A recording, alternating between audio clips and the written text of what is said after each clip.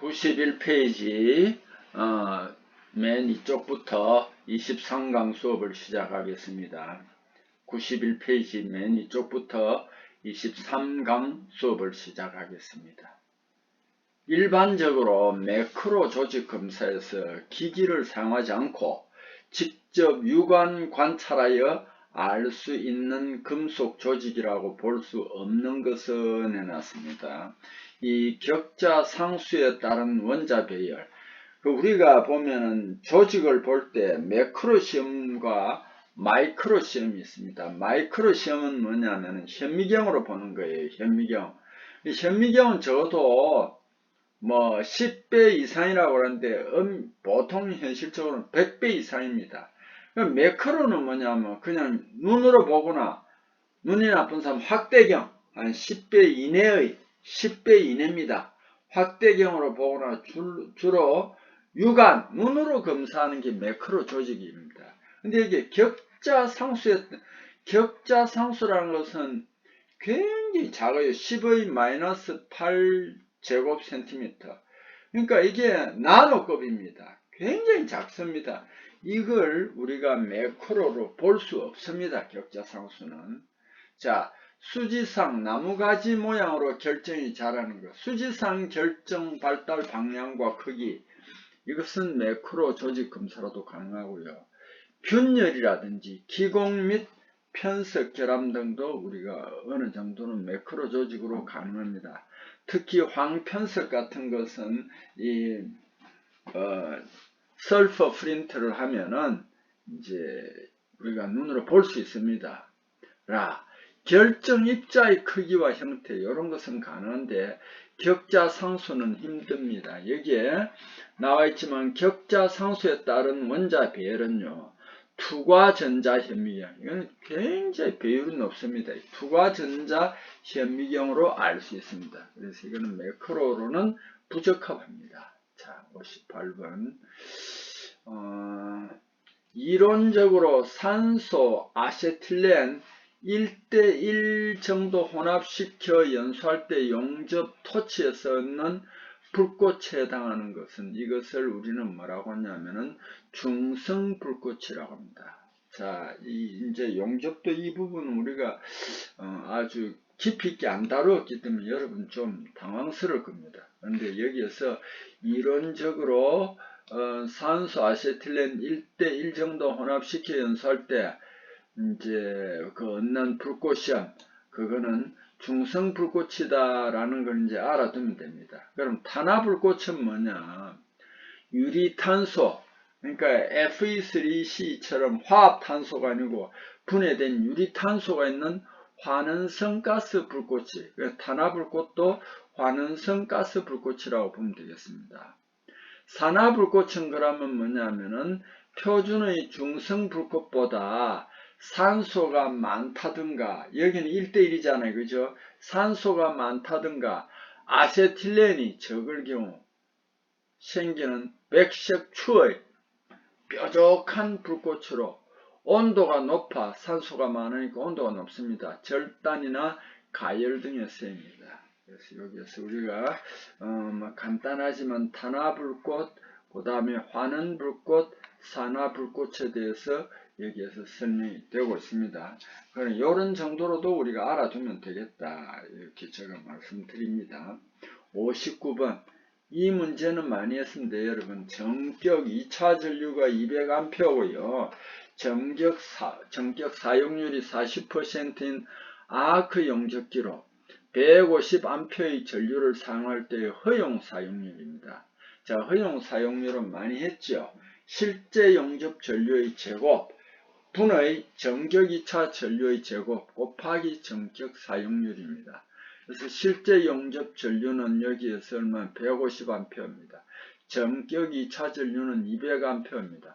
그리고 정격 사용률은 40%입니다. 자, 여러분 아크 용접하면 있죠. 보통 우리 사용률이 40%입니다.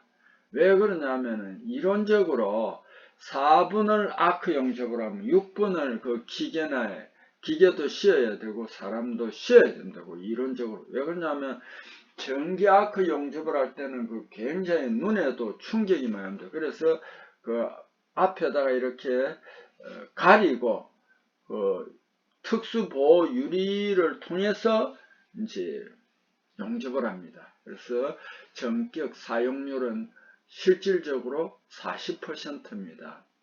자, 이렇게 이제 계산이 되겠죠. 그죠? 그 다음 60번 티그 용접. 티그 용접이 계속 나오네요. 티그라는 것은 텅스텐 이너트 가스입니다.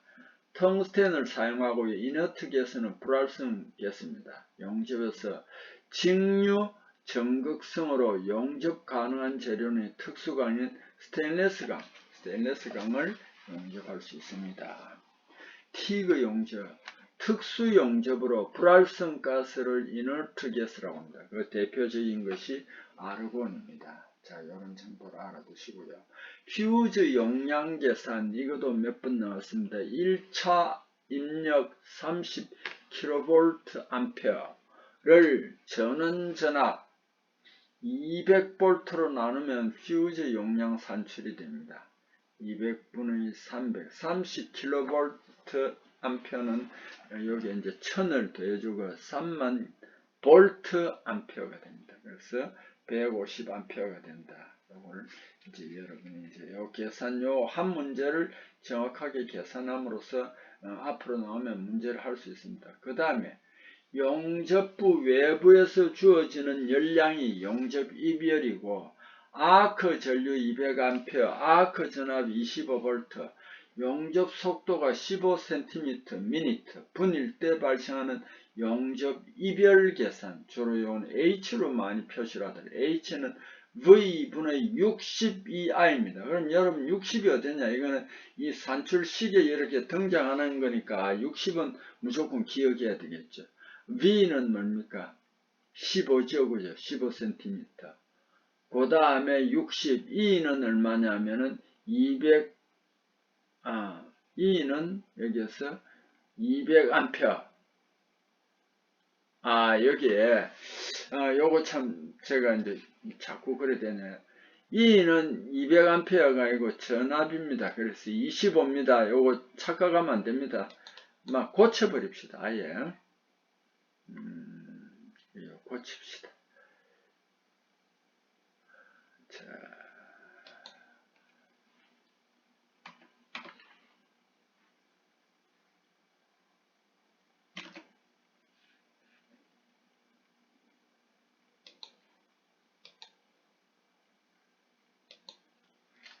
이렇게 하여 고쳐버려야 여러분이 이제 혼돈이 없을 것 같아요. 그래서 자, 이렇게 했습니다. 고쳤습니다. 60은 그대로 있고 그죠? 25는 E는 25V, 그 다음에 I는 200A 이렇게 고치는 게 나을 것 같습니다. 자.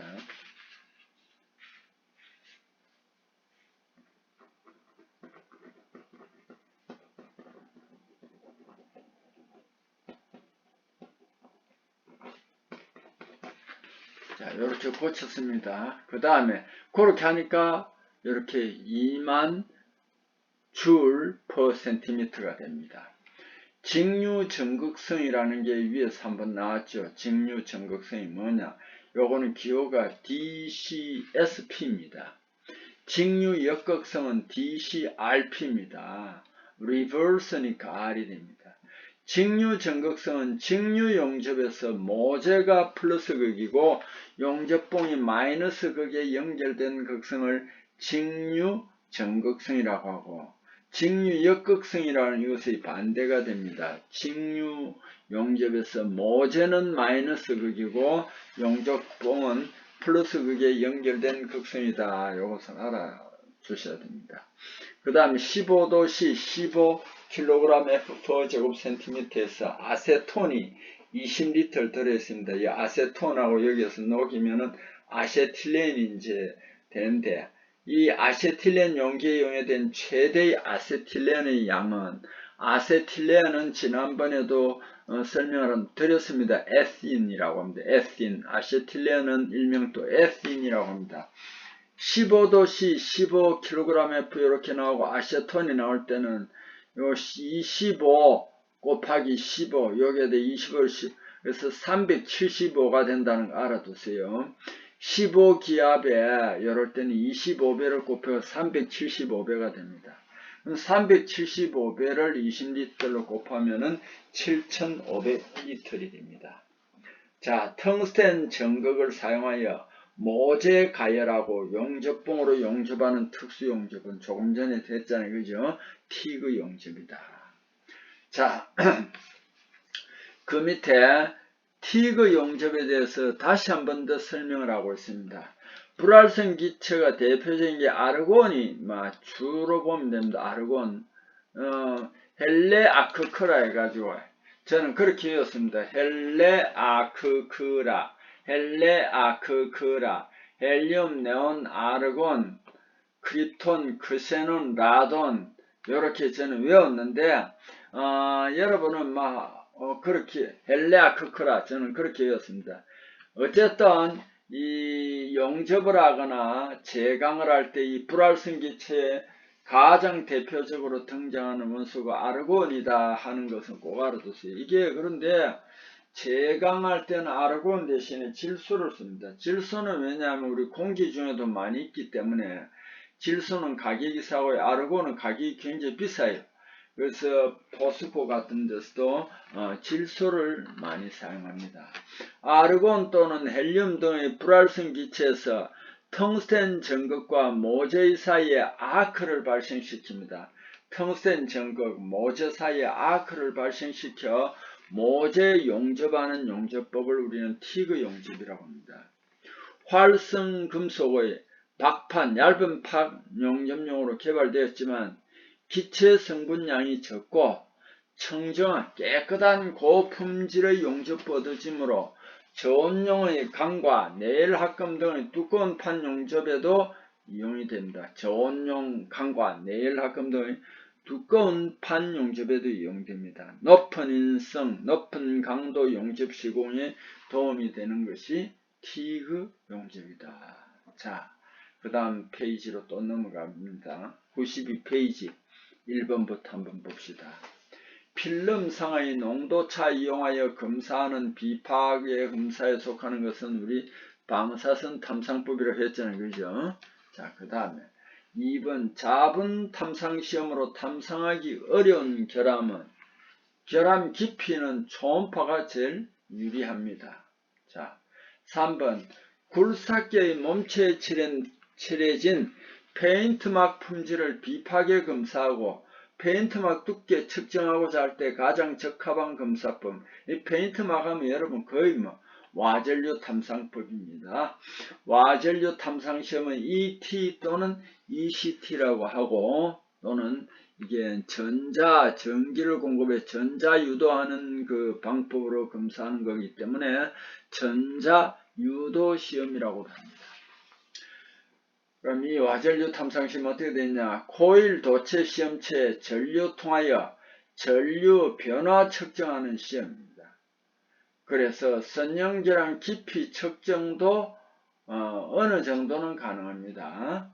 자, 어느 정도는 가능합니다. 아주 깊은 것은 곤란하겠죠. 자, 4번 최종 건전성 검사에 주로 쓰이는 검사법으로 관통, 그리고 양쪽에 뚫려 있어야 됩니다. 관통 불연속부만 탐지 가능한 검사법은 나중에는 이제 막지만은 밀봉을 하지만 뚫려 있어야 됩니다. 누설 검사입니다. 자, 5번 방사선 투과시험, 초음파 탐상시험에 대해 비교 기술한 것 중 틀린 것은 이 문제도 몇 번 나왔습니다. 방사선 투과시험은 조사 방향의 평행인 면상결함의 검출은 가능하다. 맞습니다. 방사선 투과시험은 조사 방향의 경사진 면상결함의 검출 가도도 매우 우수하다. 이건 아닙니다. 그 경사진 것이 매우 우수한 것이 초음파입니다. 초음파 탐상은 초음파 빔의 수직인, 그러니까 초음파 빔의 이거는 수직인 면상결함의 검출감도 우수합니다. 그래서 사각 탐촉자였는데 경사각 탐촉자입니다. 그걸 사용하면 굉장히 이제 잘 찾아질 수 있습니다. 초음파 탐상 시험은 초음파 빔에 경사가 있는 결함의 검출이 가능합니다. 납은 틀렸고요. RT 다시 한번 더 여기에 설명이 되고 있습니다. 투과성 방사선을 시험체 조사 후 투과 방사선 강도 변화 측정한다. 즉 건전부와 결함부의 투과선 양의 이제 투과선 양이 차가 생기는데 그래서 필름상의 농도 차가 되어 가지고 흑백으로 봤을 때 어느 쪽은 시커멓고 이렇게 나타납니다. 그래서 결함을 찾을 수 있습니다. 특히 이제 우리 아까 용접 중에서 티그 용접하는 거 있는데 그런 게 방사선 검사하면은 티그 텅스텐이 이제 있는 것은 하얗게 밝게 보입니다. 비파괴 탐상법 중에서 시험체의 열 분포 상태를 나타내는 열 화상을 이용하는 검사는 이것도 뭐 저도 별로 다뤄보지도 않았고 여러분도 다뤄보지도 않았을 겁니다. 이 열 분포 상태입니다. 열 분포 상태. 열 분포 상태. 열이라는 말이 나와야 됩니다. 서모 하는 게 하는 게 열입니다. 영어로 하는 THERM 하는 이게 열입니다. 그래서 여기서는 서모그래피는 열 화상을 이용하는 비파괴 검사법입니다.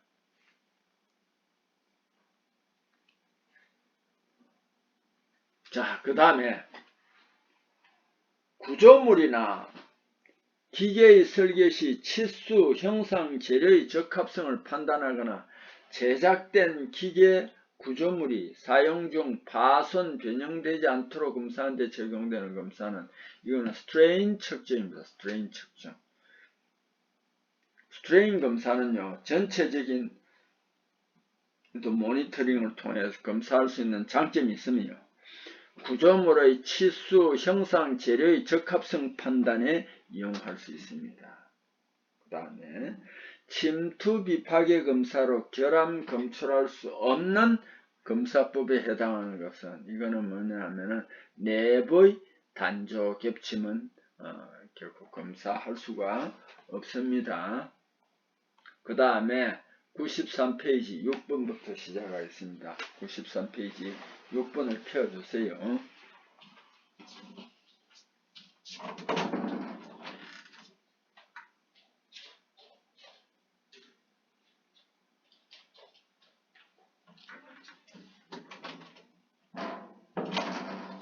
자, 6번 PT에서 액체가 틈으로 침투하는 속도에 영향을 미치는 인자가 아닌 것은 결함 깊이가 미치는 것이 아니고 접촉각 90도보다 작아야 됩니다. 액체 점도 너무 끈적거리면 안 되겠죠. 액체 표면 장력, 요것도 표면 장력이 크냐 작느냐에 따라서 이제 그 침투제가 잘 들어가냐 못 들어가냐 이렇게 됩니다. 근데 결함 깊이는 아닙니다. 7번 UT 중에서 송신수신 방식에 의한 분류 방법이 아닌 것은 송신수신하는 거 제일 많이 쓰이는 게 펄스 반사법입니다. 이제 신호를 보내는 탐촉자와 반사되어서 되돌아오는 신호를 받는 수신기가 한 곳에 있습니다. 이게 펄스 반사법이고 투과법은 앞뒤로 보내는 송신 탐촉자가 있고 받는 수신 탐촉자가 있습니다. 그 다음에 공진법은 이렇게 일정한 간격을 두고 이제 이렇게 이제 계속 주파수로 흘려보내면 이 공진이 됩니다. 근데 공진이 일정한데 결함이 이제 있는 쪽이나 그 다음에 주로 이거는 두께 측정을 하는데 이제 공진에 가는 그 주파수에 의해서 결함을 주로 두께가 찾는 것을 공진법이라고 합니다. 자, 그러면은 사각법이라는 것은 뭐냐면 제가 몇 번 이야기했습니다. 기술 용어라서 그런데 실제로는 여기에 한자로에 표시되었는데 경사각인데 줄여서 그냥 사각이라고 합니다. 우리가 말하는 직사각형, 정사각형 그걸 말하는 게 아닙니다. UT 탐상, 수직 탐상, 두께 주로 측정을 말합니다. 사각 탐상이 경사각 용접 비드 및 결함 탐상을 주로 적용하는 게 사각 탐상입니다. 송수신법에는 펄스 반사, 투과법 및 공진법 세 가지가 있다라는 것은 우리 몇 번 했습니다. 8번 ET 와전류 탐사형 시험이지, 그죠? ET, ECT, 에디 커런트 테스트에서 내삽 코일 사용하여 관 내경이 10mm고 코일 평균 직경이 9mm인 관 보수 검사를 할 때 충진유론이랬습니다. 자, ET에 사용하는 코일법은 표면 코일, 관통 코일, 내삽 코일이 있다는 것은 앞부분에서 상세히 설명을 했습니다. 그 세 가지 종류는 알아두시고, 충진유는 간편한 충진유 산출은 이렇게 합니다. 지금 뭐가 있습니까? 위에 관 내경이 10mm라고 그랬잖아요. 평균 직경이 9mm라고 그랬잖아요. 간단하게 하는 것은요, 10의 제곱분의 9의 제곱 곱하기 100입니다. 그러니까 여기 몇 퍼센트가 됐냐면은 81%가 되었습니다.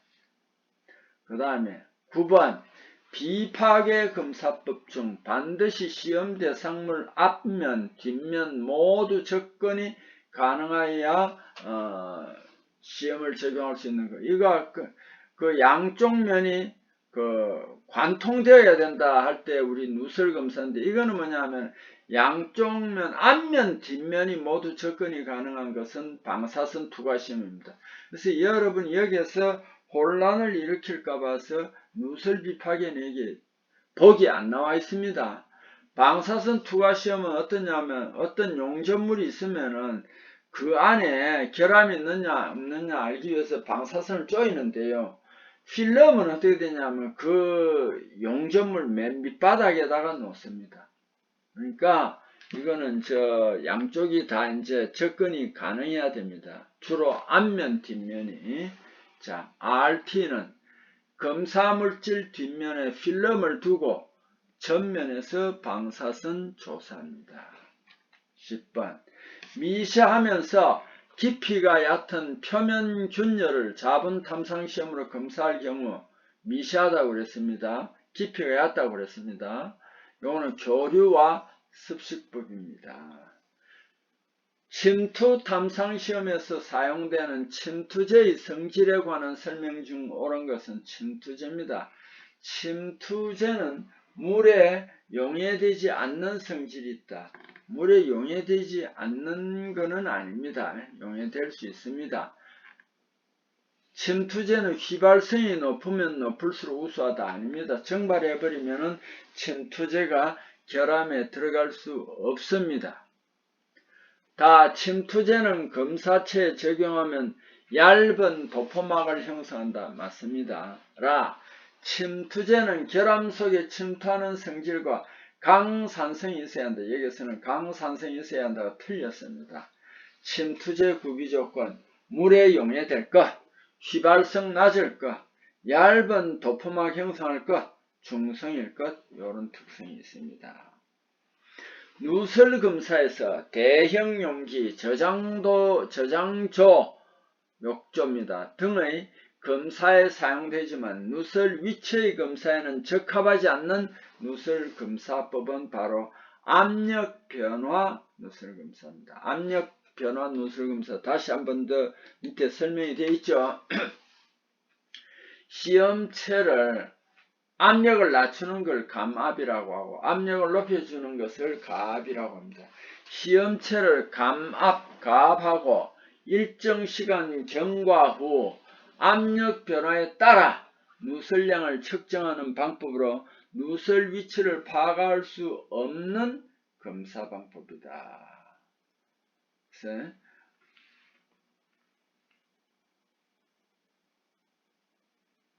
그래서 누설 위치를 정확하게 파악할 수 없는 게 이제 이 방법이다.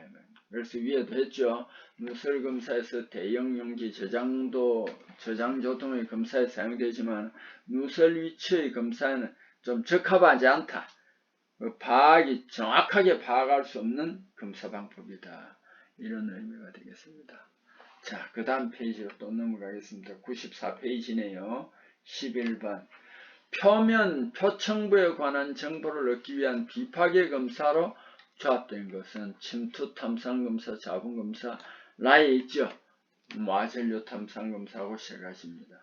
12번 자분 탐상시험에서 전류를 교류 성분이 증가하는 순서대로 나열한 것은 삼성전파라는 거 그 밑에 마이너스 쪽에 있는 세 가지를 전부 다 플러스로 해가지고 이제 정리한 것입니다. 이게 제일 교류 성분이 적고 그 다음에 삼상반파, 단상전파, 단상반파 이래 됩니다. 요 뭐 어느 뒷부분에나 여기 이제 그림이 또 나와 있을 때 여러분 이제 삼상전파, 삼상반파, 단상전파, 단상반파 여기에서는 이 순서가 맞아요. 근데 거기 어떤 모양인지 거기에서 다시 한 번 더 그림이 나올 때 설명을 해드리겠습니다. 자, 13번 용제제거 이원성 염색 침투액 속건식 현상. 용제제거는 C이고 이원석 염색이니까 DB가 됩니다. 그래서 여기에서는 DBC 그 다음에 속건식 현상제는 S가 됩니다. 그래서 이렇게 되겠습니다. 여기에 또 DABS라는 것은 뭐냐면 이런 규격은 침투 비파괴 검사 규격이 없습니다. DVAS는 수세척 물로 씻는 DV 이원성 침투액 속건식 현상 이렇게 됩니다. 그 다음에 DVBS 후유화 이원성 염색 침투액 그 다음에 이거는 기름 베이스입니다. 속건식 현상제입니다. 그래서 여기에서는 자 용제제거 이원성 염색 침투 속건식 현상에 대한 시험 기호는 DBCS가 되죠. 그죠? 자 14번 암모니아 NH3입니다. 암모니아 지금 앞으로 신재생 에너지 하는데 이게 암모니아를 지금 많이 도입을 하고 암모니아가 이게 지금 중간 과정으로서 수소는 아직까지도 그 제조하는데 많이 비싸니까 이 암모니아 NH3를 분리하면 N과 H가 되잖아요. 그죠? 그래서 이 암모니아를 이용해 가지고 수소를 이제 분리하고 그 다음에 또 질소도 쓸 수 있잖아요. 그죠? 이렇게 요즘 또 그런 단계로 중간 단계로 그렇게 가는 것 같더라고요. 자동차도 기름 자동차여서 전기 자동차로 가는데 아직까지 전기 자동차 문제가 있으니까 그 중간 단계가 하이브리드 자동차 아직까지 그게 또 인기가 있더라고요. 마찬가지로 여기 암모니아도 NH3이기 때문에 여기서 분리하는 비용만 적으면은 질소와 수소를 분리하는데 가장 효과적입니다. 그래서 암모니아도 요즘 새로운 에너지원으로 많이 이제 등장하고 있더라고요. 자, 어쨌든 암모니아 누설 검사에 대한 특징이 아닌 것을 내놨습니다. 금지제, detect reagent. 이거는 뭐냐면은 검사하는 기지 재료입니다. 금지제가 알칼리성 물질과 반응하기 쉽다. 맞습니다. 동 및 구리죠. 구리 및 구리합금 재료에 대한 부식성을 갖는다. 요것도 맞아요. 대형 용기 누설을 단시간에 검사할 수는 있습니다. 이게 암모니아 누설 검사가. 그런데 암모니아 가스 봉입을 막아줘야 돼. 밀봉을 해줘야 돼. 봉입 압력이 낮으면은 검사가 곤란하다. 암모니아는 NH3 누설 검사 높은 감도 변색 적용하여 유관지시 판별이 가능하고 대형 LNG 저장 탱크 내벽 검사에도 적용됩니다. 상온 대기압에서 강한 자극성을 가진 무색 기체로 가연성, 독성이 있습니다. 자, 15번. MT에서 표면 및 결합물 직화라고 합니다. 표면 및 직화 결합 탐상에 가장 우수한 검출 능력이 있는 자본의 조합에 해당하는 것은 건식과 형광자본입니다.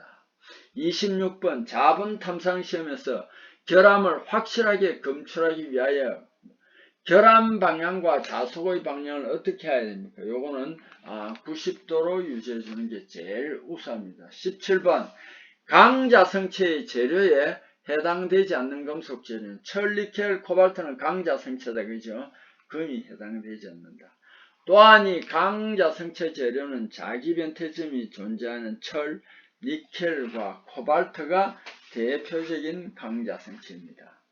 탐상제 성분 분석 전에 황 함량에 대하여 반드시 분석 거쳐야 하는 금속 재료에 해당하는 것은 니켈이다. 니켈입니다. 자, 이렇게 해서 이번 시간 수업도 마치겠습니다. 여러분 수고했습니다.